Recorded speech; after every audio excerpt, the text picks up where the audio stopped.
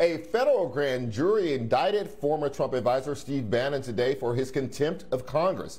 After refusing to cooperate with House committee investigating the January 6th attack, Bannon faces 2 contempt charges for ignoring his subpoena. Each count carries a minimum of 30 days and a maximum of 1 year in jail, the Justice Department said in a press release. Bannon is expected to turn himself in to law enforcement on Monday. This comes just hours after former White House Chief of Staff Mark Meadows also defied Congress and skipped his deposition before the House Select Committee. Meadows' attorney warned earlier this week his client would not comply with his congressional subpoena. Meanwhile, those involved in the January 6th attack who are already in jail are garnering attention for alleged suffering they say they've had to endure at a D.C. jail.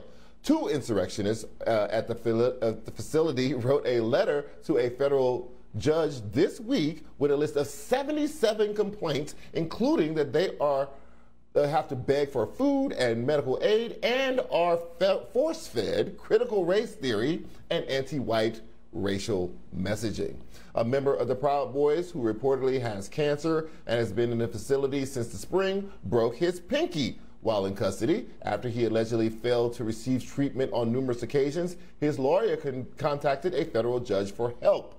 Their grievances prompted an investigation by the U.S. Marshals, which found the facilities had evidence of systemic failure.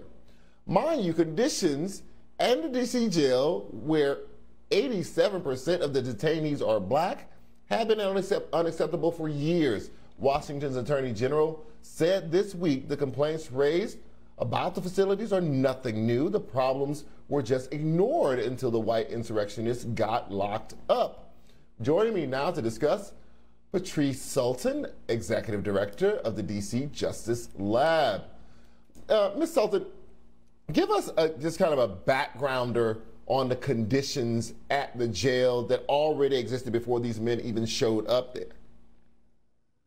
The DC's jails have always been horrible. Black people have been complaining about sewage, rancid food, mold, vermin, beatings, stabbings, prolonged solitary confinement for many years before the January 6th defendants were inside the jail.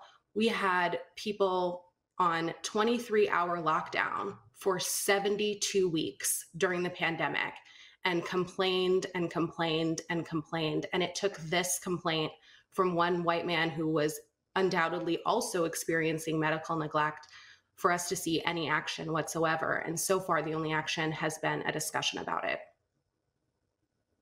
So how extraordinary is it? I mean, this one or 2 inmates who are white sent a letter.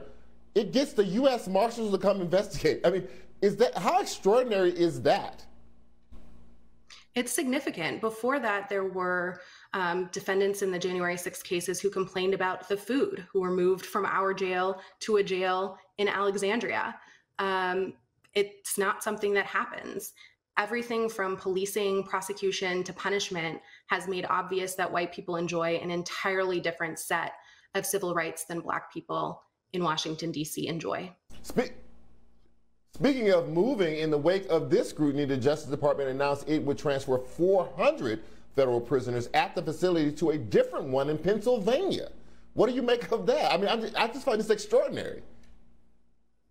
The move to Louisville is not a win for anyone in D.C. We already have no prison, and people in D.C. face a unique form of exile. They really are severed from the community in a way that you don't see in other places by us not having anywhere for people to serve their sentences.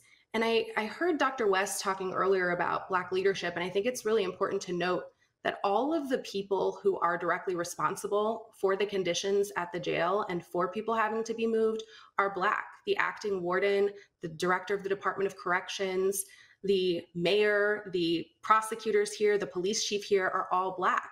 And they are responsible for the conditions that are so wretched there. One Republican lawmaker who visited the insurrectionists at the jail likened their condition to those of prisoners of war. I wonder what you make of that. I don't think that's an exaggeration, but I also don't think it's an anomaly. The idea that they're receiving worse treatment than other people is not consistent with what I've observed in the jail. We have two buildings, and the building that they're in is the one that I used to fight for my clients to be in all the time. It's the building that has contact visits, but it's not anything close to a five-star hotel either, right? The marshals described it as less egregious than the conditions at the building that houses only Black people at this point in time. But they certainly are not don't appear to be treated worse than others. And I was surprised to hear in your introduction that they are being force-fed critical race theory. That would surprise me if that's true. It really would surprise me if it was true as well. So in New York City, Rikers Island, another jail that faces complaints about just horrendous conditions, there's a plan at least to close it down. Do you believe there's another plan to basically just to increase the number of guards and faculty, people working at the jail to actually improve the conditions and not close it down? But do you believe that DC should be moving in the same direction? If you have a problem facility, seek to close it and figure out a way to spread those people out to different kinds of facilities? Or do you think reforming the facility you have is the better option?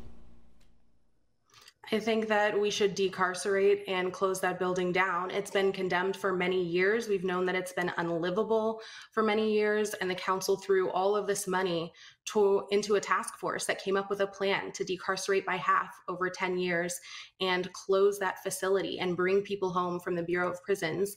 And when they were asked about it during the budget hearing this summer, they laughed in the face of the person asking the question about actually building something new. And so these are the same lawmakers who jumped to their feet when the insurrectionists prompted the Marshals investigation. Patrice Sulton, thank you so much for joining us tonight. I really appreciate this. I think we're going to try to keep on top of this story. This is a fascinating one for us, but I thank you for your time tonight.